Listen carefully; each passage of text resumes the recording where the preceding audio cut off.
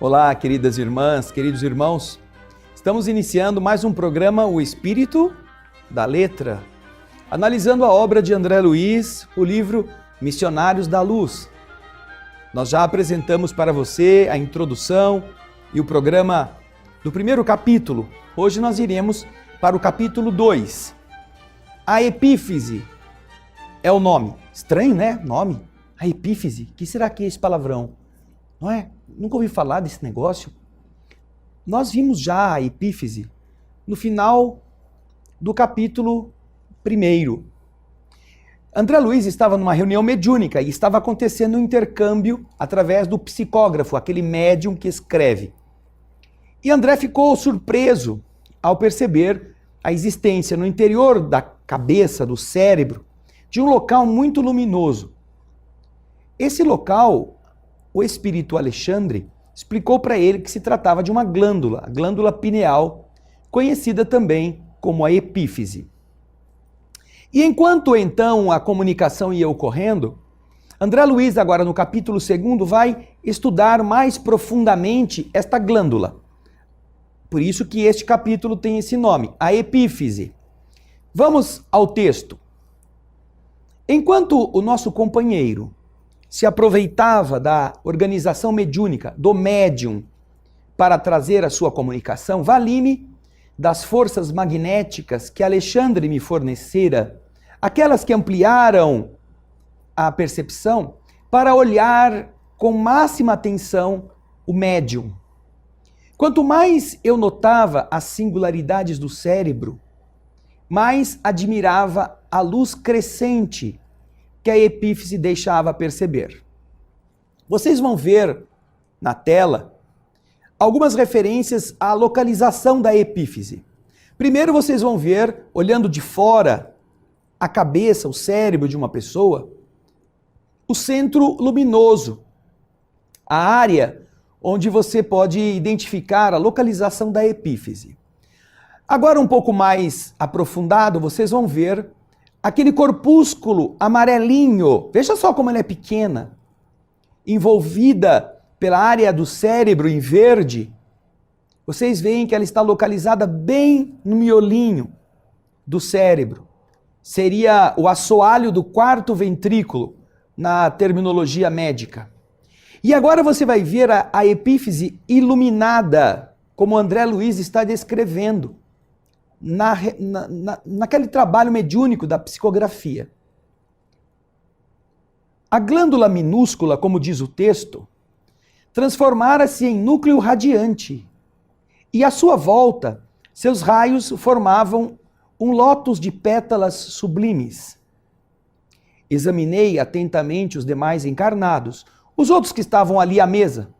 Em todos eles, a glândula apresentava notas de luminosidade, mas em nenhum brilhava como naquele intermediário em serviço, naquele médium que estava trabalhando.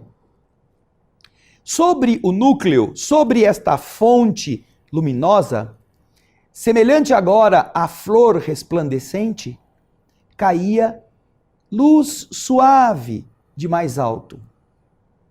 Reconhecendo eu que ali se encontravam em jogo vibrações delicadíssimas, imperceptíveis para mim. Eu havia estudado a função da epífise nos meus apagados serviços como médico terrestre. Segundo os orientadores clássicos, eles haviam explicado, as suas atribuições se circunscreviam ao controle sexual no período infantil. Ela, durante a infância, era apenas um velador dos instintos. Ela bloqueava a sexualidade na fase infantil, até que as rodas da experiência sexual pudessem deslizar com regularidade pelos caminhos da vida humana. Depois desta fase, explica André Luiz, ela decrescia em força, relaxava-se, quase desaparecia, para que as glândulas genitais a sucedessem no campo da energia plena. Vocês observam que estas são definições que André Luiz nos está dando daquilo que ele havia estudado como médico na Terra. Conceitos que a medicina do seu tempo, e em alguns casos até de agora, ainda atribuem academicamente ao estudo da epífise. Por isso é que ele nos está trazendo estas informações. Mas vamos ao texto. Minhas observações nesta área contrastavam com as definições dos círculos oficiais. Ou seja, André Luiz está vendo agora coisas diferentes. Como o recurso de quem ignora é esperar pelo conhecimento alheio, aguardei Alexandre para elucidar-me, findo o serviço ativo. Passados alguns minutos, o generoso mentor acercava-se de mim. Não esperou que eu me explicasse. E logo foi dizendo: "Ah, eu conheço a sua perplexidade. Também passei pela mesma surpresa em outro tempo. A epífise agora é uma revelação para você." E eu disse: "Sem dúvida." "Não se trata de um órgão morto", disse Alexandre, segundo as velhas suposições. Ela é a glândula da vida mental. Vejam só a definição. Ela é a glândula da vida mental. Interessante, não é? Vida mental. Tem uma glândula. E é a epífise a responsável. Vamos continuar no texto. Ela acorda no organismo do homem, na puberdade, as forças criadoras. E em seguida, continua a funcionar como o mais avançado laboratório de elementos psíquicos da criatura terrestre. O neurologista comum não a conhece bem. O psiquiatra vai devassar-lhe, mais tarde, os segredos. Os psicólogos vulgares a ignoram. Freud interpretou o seu desvio quando exagerou a influenciação da libido no estudo da indisciplina congênita da humanidade. Enquanto no período do desenvolvimento infantil, fase de reajustamento desse centro importante do corpo perispiritual, que existe antes do corpo físico, não é? A epífise parece constituir o freio às manifestações do sexo. Entretanto, é preciso corrigir estas observações. Aos 14 anos, aproximadamente, de posição estacionária, quanto às suas atribuições essenciais, ela recomeça a funcionar no homem reencarnado. Aquilo que era controle, na verdade, é fonte criadora e válvula de escapamento. A glândula pineal reajusta-se ao concerto orgânico e reabre seus mundos maravilhosos de sensações e impressões na esfera emocional. Entrega-se a criatura à recapitulação da sexualidade. Examina o inventário das suas paixões vividas noutra época, que reaparecem sob fortes impulsos.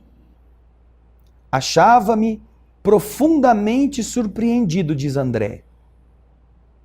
Terminado o intervalo que se impusera à exposição do ensinamento, Alexandre disse: a glândula epífise preside aos fenômenos nervosos da emotividade, como um órgão de elevada expressão no corpo etéreo.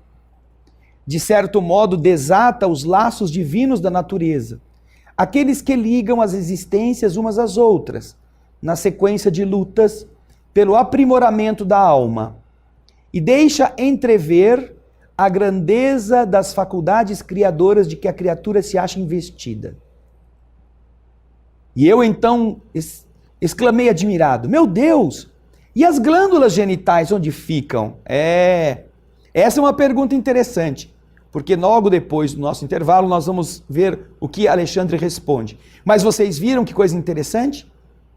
Até a adolescência, ela funciona como um velador dos instintos da sexualidade.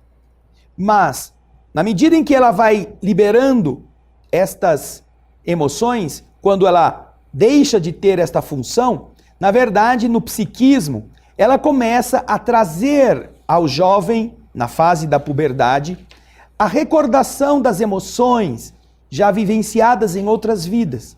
Ela então é uma comporta que vai abrindo, permitindo que o espírito reencarnado nessa fase da evolução, no período da adolescência, comece a ter despertado o interesse emocional pelas experiências da sexualidade. E elas acontecerão ainda que ele esteja sozinho em uma ilha deserta. Neste período, as emoções já vivenciadas e arquivadas na sua alma, de todas estas vidas passadas, começam a chegar à superfície. E é isso que explica, nos adolescentes, determinada mudança no comportamento e determinada conduta diferente até com as pessoas da própria família. Porque enquanto eles estão sendo modelados pelo exemplo dos seus pais. Mas quando chegam neste período, aí eles costumam dizer, chamada aborrecência, na verdade, o espírito começa a recuperar certas lembranças, não conscientes, mas do inconsciente, que fazem com que ele se recorde ou ele sinta uma certa animosidade em relação àqueles com quem ele está convivendo. Então é um período conflitivo, que é natural na medida em que nós vamos voltando a sentir certas emoções com aquelas pessoas com quem nós já tenhamos convivido em outra vida. Ah, interessante, não é? A epífise é um grande reservatório de ensinamentos. Por isso é que agora, no próximo bloco, nós vamos voltar ao texto para observar melhor como ela é rica e como nós precisamos bastante de estudo para entender o seu funcionamento. Não saia daí, daqui a pouquinho nós vamos voltar.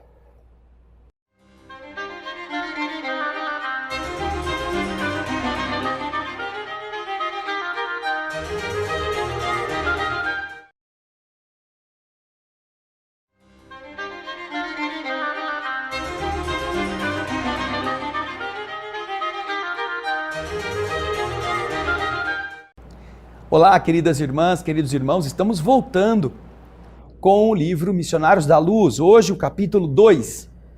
Estamos interessadíssimos no conteúdo porque é muito interessante, é muito revelador. Isso diz respeito à sua vida pessoal, à sua vida que você já experimentou, se você passou pela adolescência já, e a vida de seus filhos, o entendimento do porquê determinadas circunstâncias levam jovens aparentemente calmos a de repente ficarem rebeldes, não gostarem mais de ouvir a voz do pai e da mãe, não se darem bem entre os irmãos. Por que de repente isso acontece? Isso tem a ver com o amadurecimento do espírito pelas emoções que a epífise vai permitindo que nós recuperemos das existências passadas. Por isso nós vamos voltar um pouquinho para você entender novamente aquele parágrafo. Acompanhe o texto.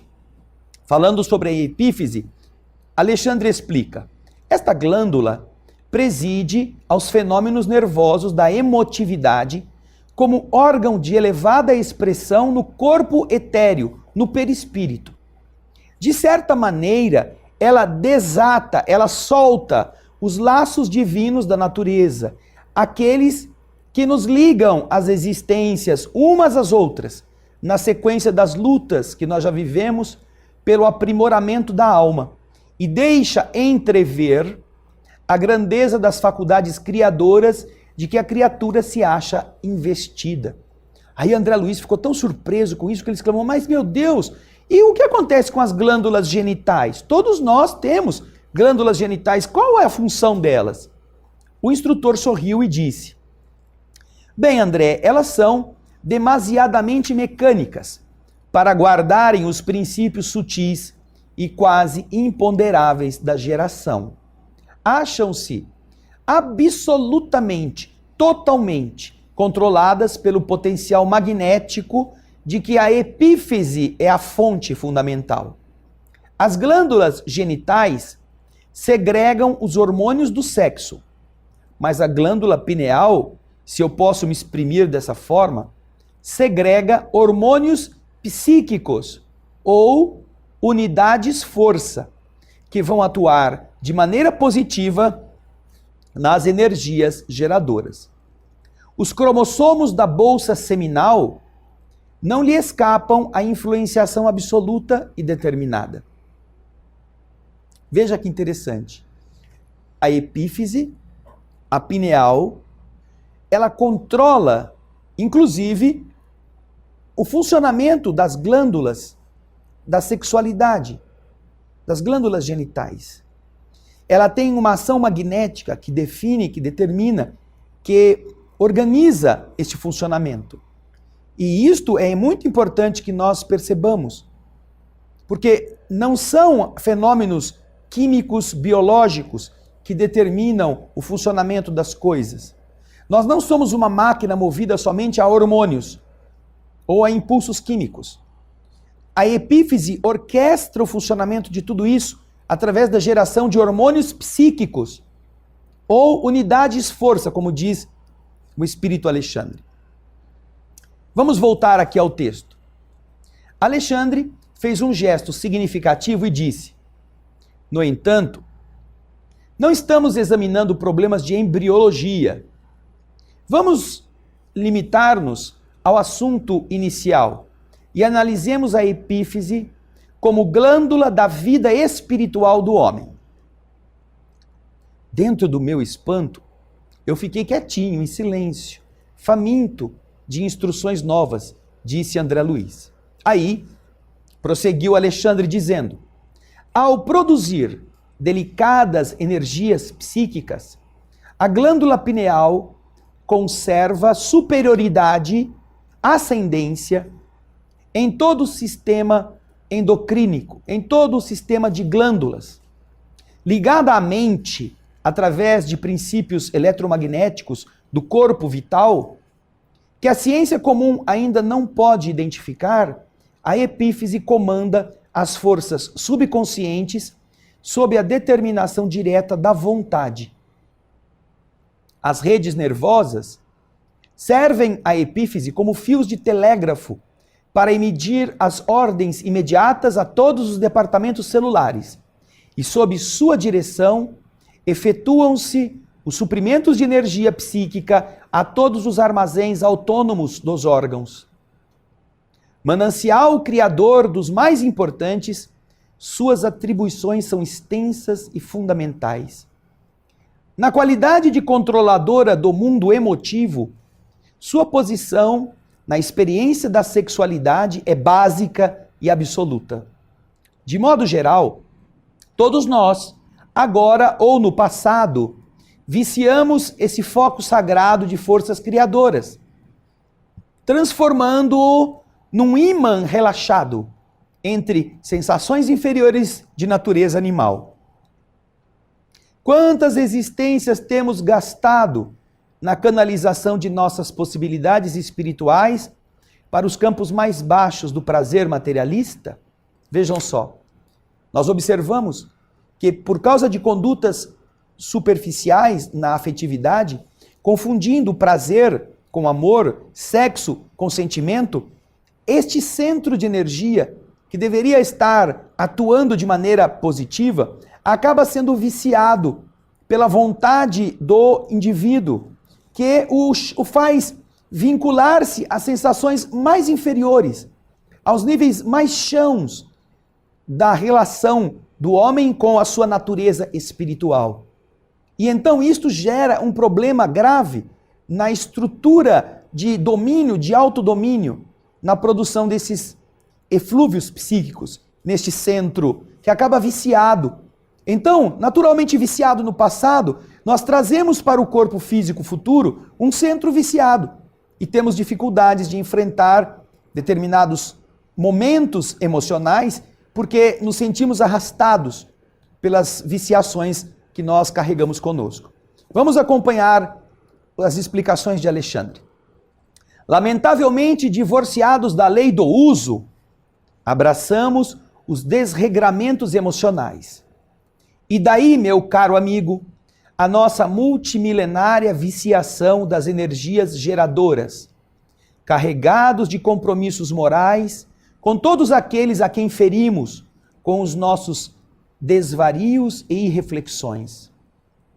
Do lastimável menosprezo a esse potencial sagrado, decorrem os dolorosos fenômenos da hereditariedade fisiológica, que deveria constituir invariavelmente um quadro de aquisições abençoadas e puras, e não esse quadro de tristezas que muitas vezes a hereditariedade faz com que nós encontremos no mundo. A perversão do nosso plano mental consciente, em qualquer sentido da evolução, determina a perversão do nosso psiquismo inconsciente, encarregado da execução dos desejos e ordenações mais íntimas na esfera das operações automáticas. A vontade desequilibrada desregula o foco de nossas possibilidades criadoras. Daí procede a necessidade de regras morais para quem, de fato, se interesse pelas aquisições eternas nos domínios do espírito. Renúncia, abnegação, continência sexual e disciplina emotiva não representam meros preceitos de feição religiosa. São providências de teor científico para enriquecimento efetivo da personalidade. Nunca fugiremos à lei, cujos artigos e parágrafos do Supremo Legislador abrangem o universo. Ninguém enganará a natureza. Centros vitais desequilibrados obrigarão a alma à permanência nas situações de desequilíbrio. Não adianta alcançar a morte física exibindo gestos e palavras convencionais se o homem não cogitou do burilamento próprio. A justiça que rege a vida eterna jamais se inclinou. É certo que os sentimentos profundos daquele instante final do espírito encarnado ajudam decisivamente nas atividades de regeneração além do túmulo, mas não representam a realização necessária. Não adianta arrepender-se na última hora. Não adianta, depois de ter tido uma vida de devassidão, na hora final do corpo dizer: eu estou arrependido, quanta coisa errada eu fiz. Isso ajuda um pouco, mas isto não é a realização necessária, porque o desajuste vibratório que nós imprimimos ao funcionamento desta máquina já está marcando esta máquina com os defeitos que lhe são característicos. Nós precisaremos aprender não apenas a nos conter, porque alguém nos obriga, porque uma religião manda, mas porque o entendimento deste mecanismo que pede disciplina afetiva, que aconselha não excessos, não desgastos inúteis, coloca o espírito em um estado de equilíbrio muito maior, em função do ajustamento das energias sublimes que nós recebemos do alto, daquelas que nós produzimos e daquelas que abastecem o nosso organismo.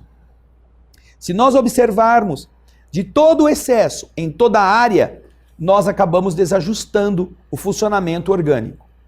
Se nós somos indivíduos glutões, se comemos excessivamente, além do que o corpo pede, nós produzimos um desagregamento no equilíbrio orgânico e acabamos sofrendo de enfermidades que não tínhamos, em função da gula.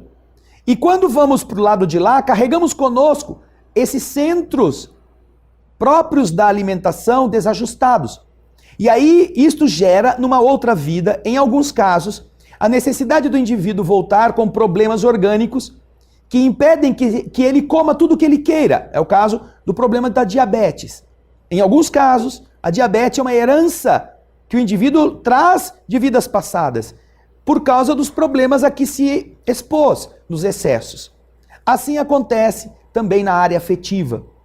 Inúmeros problemas de conflitos emocionais estão enraizados no desajuste, no abuso, no excesso, viciando essas forças divinas que a epífise representa.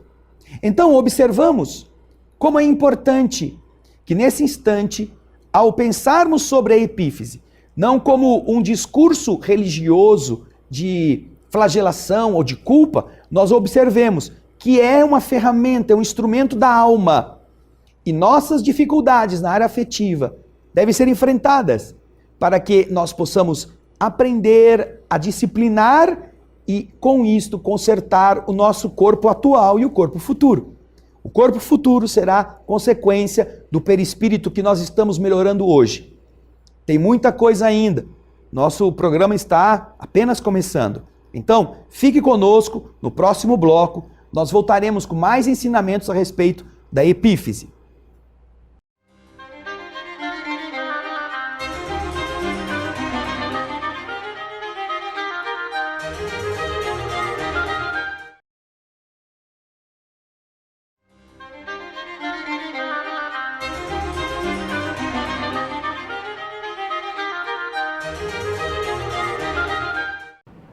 Olá, estamos de volta, estudando o livro Missionários da Luz. Hoje o capítulo 2, a epífise. Puxa vida, né? Quanta coisa. Às vezes umas falas difíceis, complicadas, mas que querem dizer exatamente como todos os nossos padrões emocionais estão vinculados e estão vinculando o indivíduo por aquilo que ele já viveu àquilo que hoje ele está vivendo. Por isso é tão importante que nós entendamos, não como uma postura moralista, uma postura de proibir coisas, mas como uma postura educativa, que faz com que aquelas inclinações emocionais desajustadas possam ser enfrentadas e possam ser analisadas de uma forma construtiva, não repressiva. Nós vimos então que todas estas questões vinculadas à afetividade marcam este centro de força, positiva ou negativamente. Então nós encontramos fenômenos, por exemplo, do ciúme descontrolado, do apego, do domínio, do querer ser dono, do querer exclusividades. E encontramos também posturas irresponsáveis de pessoas que não cumprem com seus deveres, de pessoas que se entregam à promiscuidade sem respeitar aqueles com quem convivam.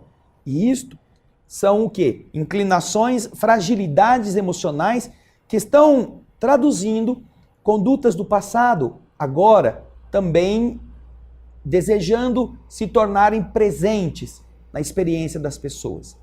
E como nós estamos vivendo em um mundo onde a sexualidade está cada vez mais em todos os assuntos, aqueles vínculos que nós já produzimos em nossa alma, nessas áreas, agora eles são naturalmente excitados pelas propagandas, pelos estímulos do consumo, pelas provocações. Por isso é tão importante, queridas irmãs, queridos irmãos, tratarmos de entender esse mecanismo. E agora, voltando ao texto, nós vamos ver André Luiz explicando. O instrutor, Alexandre, falava em tom sublime, pelo menos para mim, que pela primeira vez ouvia comentários sobre consciência, virtude e santificação dentro de conceitos estritamente lógicos e científicos no campo da razão.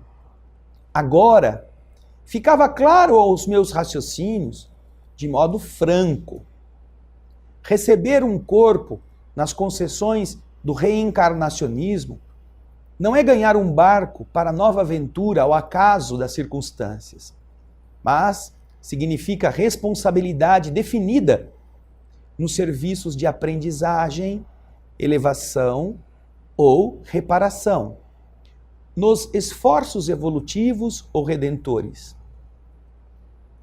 Alexandre, então, me pergunta: compreende agora, André, as funções da epífise no crescimento mental do homem e no enriquecimento dos valores da alma? Sim, respondi, sob forte impressão. E ele disse: produzindo unidades força, a epífise pode ser comparada à poderosa usina que deve ser aproveitada e controlada no serviço de iluminação, de refinamento e benefício da personalidade, e não relaxada em gasto excessivo do suprimento psíquico nas emoções de baixa classe. Refocilar-se no charco das sensações inferiores, entregar-se como suíno ao lodo destas sensações, a maneira dos porcos, é colocar a epífise nas correntes tóxicas dos desvarios de natureza animal e no gasto excessivo de energias sutis. Muito dificilmente consegue o homem levantar-se do mergulho terrível nas sombras, mergulho que se prolonga além da morte do corpo. Em vista disto, é indispensável cuidar atentamente da economia de forças em todo o serviço honesto de desenvolvimento das faculdades superiores. Os materialistas da razão pura, senhores de vastos patrimônios intelectuais, perceberam de longe semelhantes realidades. E no sentido de preservar a juventude, a plástica e a boa forma, a eugenia, estimularam a prática do esporte em todas as suas modalidades. Cuidar do corpo, gerar atividades musculares, fazer da pessoa uma máquina para produzir músculos e formas exuberantes, para disputar, para gastar as energias nesta capacidade de suar. Estas são recomendações de algumas escolas da materialidade terrena. Mas, continua Alexandre, contra os perigos possíveis na excessiva acumulação das forças nervosas, como são chamadas as secreções elétricas da epífise, esses materialistas aconselharam aos moços de todos os países o uso do remo, da bola, do salto, da barra, das corridas a pé. Desse modo, preservavam-se os valores orgânicos, legítimos e normais para as funções da hereditariedade. A medida, apesar de satisfazer em parte, é, entretanto, incompleta e defeituosa. Incontestavelmente, a ginástica e o exercício controlados são fatores valiosos de saúde.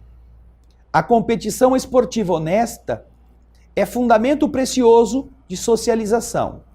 No entanto, podem ficar restritas a meras providências em benefício dos ossos e, por vezes, degenera-se em elástico das paixões menos dignas. São muito raros ainda, diz Alexandre, na Terra, aqueles que reconhecem a necessidade de preservação das energias psíquicas para engrandecimento do espírito eterno. O homem vive esquecido de que Jesus ensinou a virtude como esporte da alma. E nem sempre se recorda de que, no problema do aprimoramento interior, não se trata de retificar a sombra da substância, mas trata-se de retificar a substância em si mesma. Que conteúdo, não? Nossa! Quantas coisas importantes nos explica Alexandre, tratando de fazer a nossa mente refletir a respeito. As inclinações da sexualidade, o afeto acumulado, aquilo que nos leva muitas vezes a pressões que nós não sabemos como conter. Não basta que nós trabalhemos, apesar disso produzir algum benefício, os músculos, desgastar as energias orgânicas, para tentar conter as inclinações, muitas vezes complicadas, do desejo.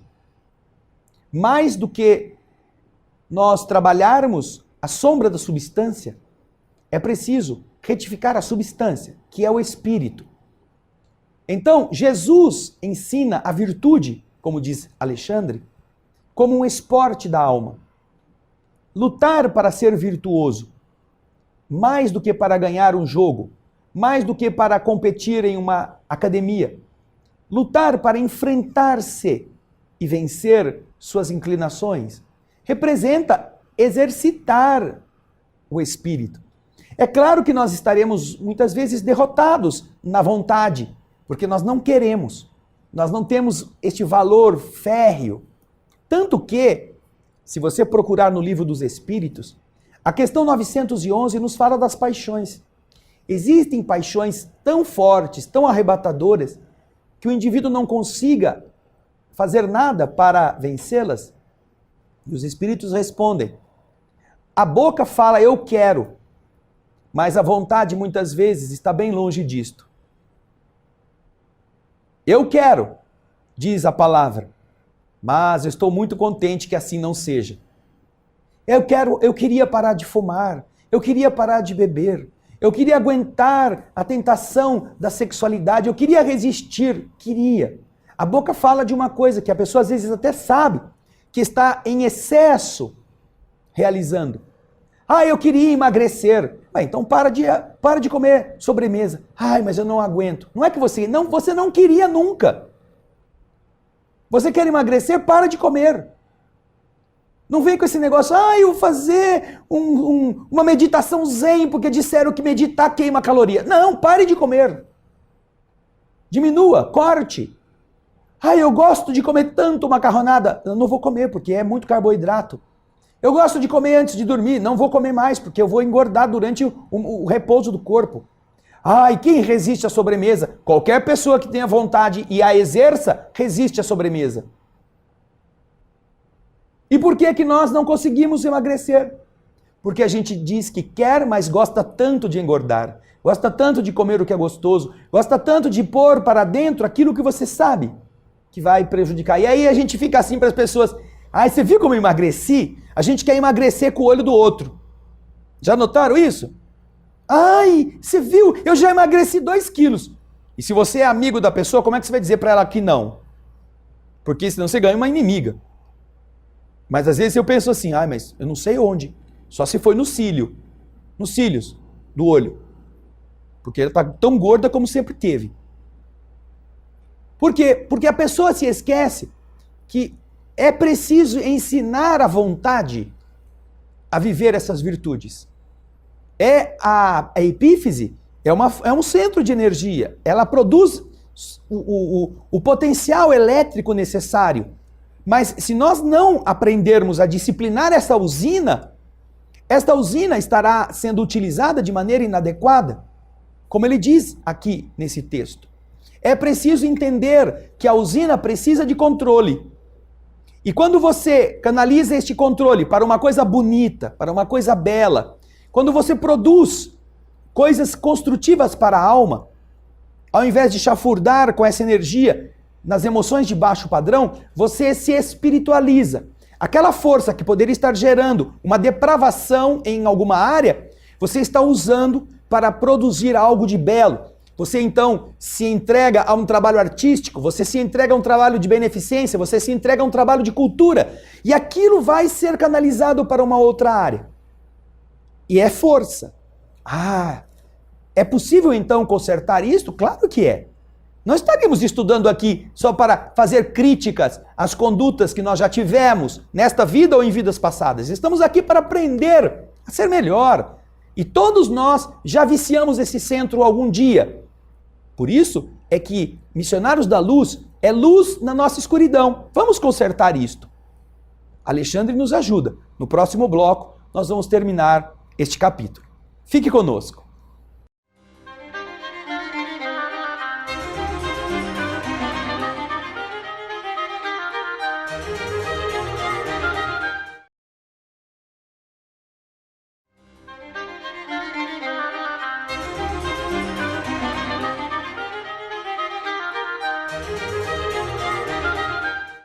Estamos de volta com o programa O Espírito da Letra. Estudando a obra de André Luiz, hoje o livro Missionários da Luz nos apresenta o capítulo 2, a Epífise. Que revelações interessantes, não é? Como é bela a explicação que Alexandre dá a respeito desse centro de força que todos nós temos, que explica os conflitos na família, explica por que uma pessoa, às vezes, em determinada faixa de vida, muda o seu comportamento, sobretudo na adolescência, que emoções ela está recapitulando, até mesmo sem se lembrar de onde é que ela viveu aquilo. Assim, nós vamos para a parte final do capítulo, na qual o instrutor Alexandre vai terminar as explicações a respeito da epífise. Vamos lá, vamos ao texto. André Luiz então diz que ouvia as instruções entre a emotividade e o assombro. Alexandre então pergunta: você entende agora como é importante renunciar? Diz o mentor. Você percebe a grandeza da lei de elevação pelo sacrifício? A sangria estimula a produção de células vitais na medula dos ossos. A poda oferece beleza, novidade e abundância nas árvores. O homem que pratica verdadeiramente o bem vive no seio de vibrações construtivas e santificantes da gratidão, da felicidade, da alegria. Não é fazer teoria de esperança, é princípio científico, sem cuja aplicação na esfera comum não se liberta a alma descentralizada pela viciação nas zonas mais baixas da natureza. E porque observasse, diz André, que as instruções lhe tomavam demasiado tempo, Alexandre então concluiu: de acordo com as nossas observações, a função da epífise na vida mental é muito importante. Sim, respondi, diz André Luiz. Compreendo agora a substancialidade de sua influenciação no sexo e entendo igualmente a dolorosa e longa tragédia sexual da humanidade. Percebo com nitidez o porquê dos dramas que se sucedem ininterruptos, as aflições que parecem nunca chegar ao fim, as ansiedades que esbarram no crime, o cipoal do sofrimento envolvendo lares e corações.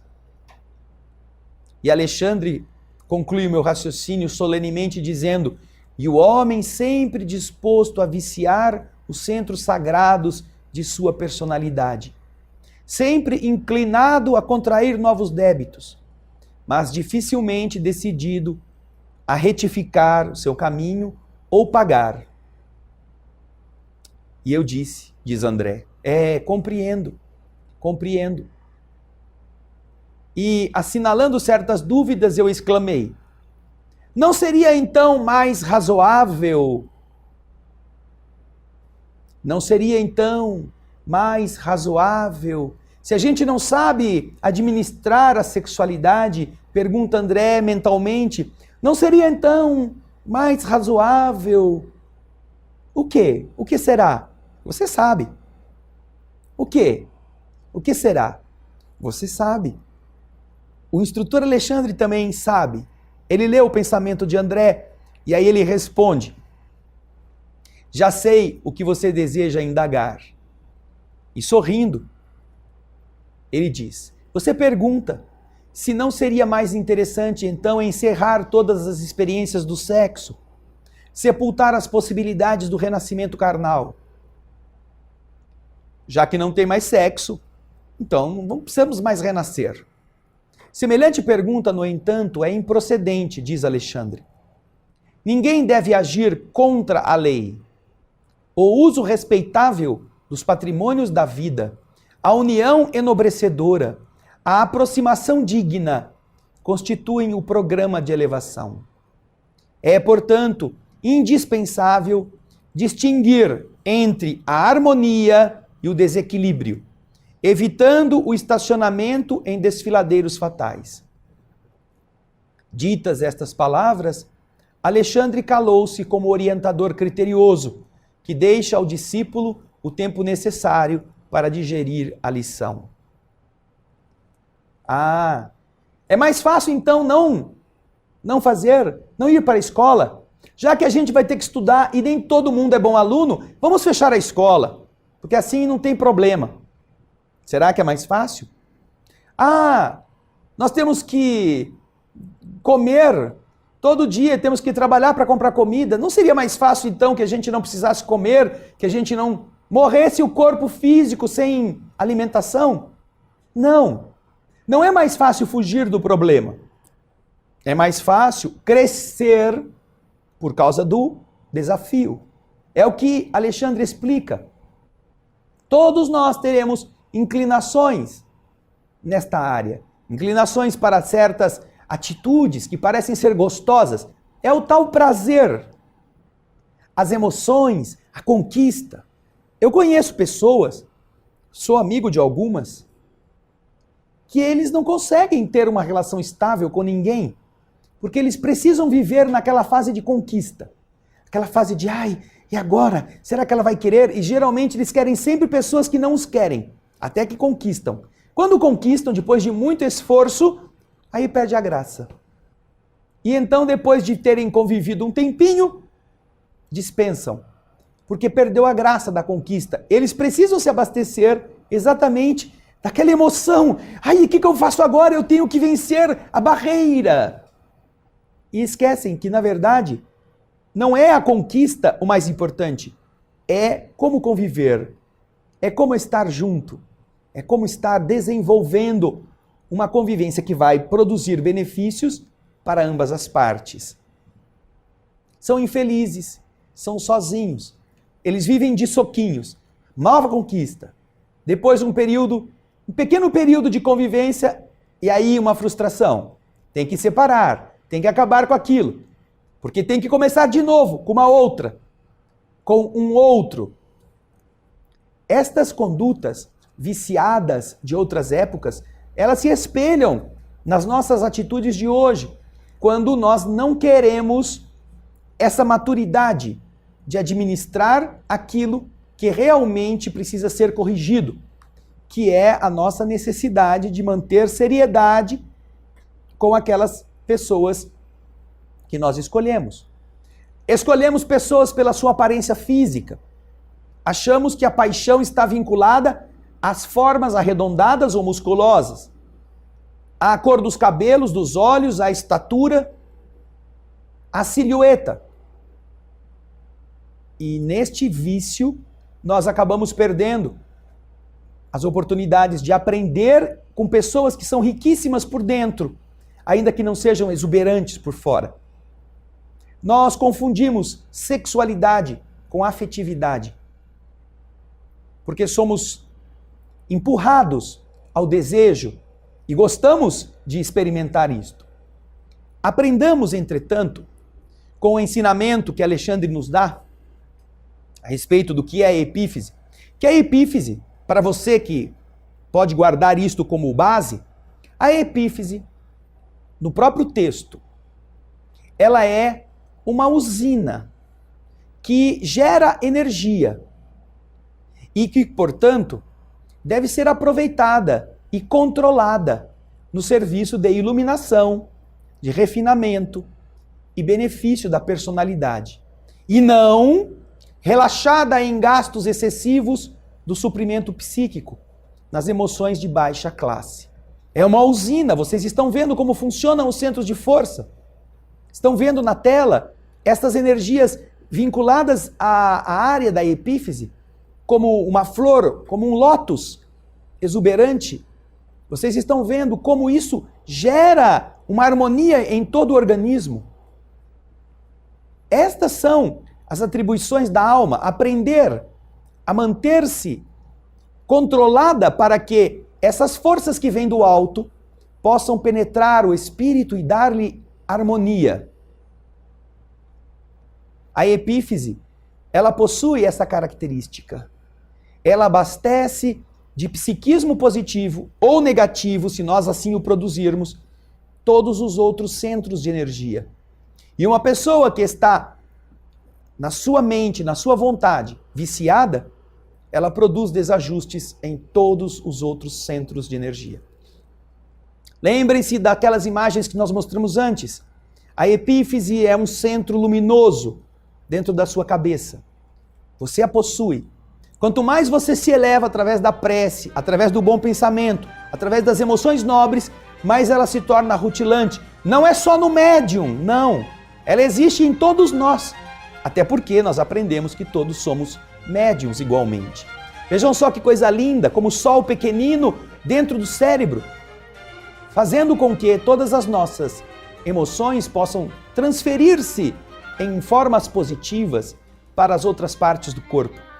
Quando você mantém este centro ativado no bem, você cria ao redor de você uma atmosfera generosa, boa. Você não guarda rancores, você não produz aquela fuligem emocional desajustada da mágoa. Você não se envenena. Você cria boas vibrações e as pessoas que se afinizam com você se beneficiam com isto. Então, puxa vida, quer mais revelação do que isto em um único capítulo? Eu sei que você não pôde ainda assimilar, como eu também não pude, essas profundidades, mas você tem o livro em mãos. Releia, frase por frase, palavra por palavra. Veja como isso não é uma teoria de moralismo. Isto é uma explicação científica.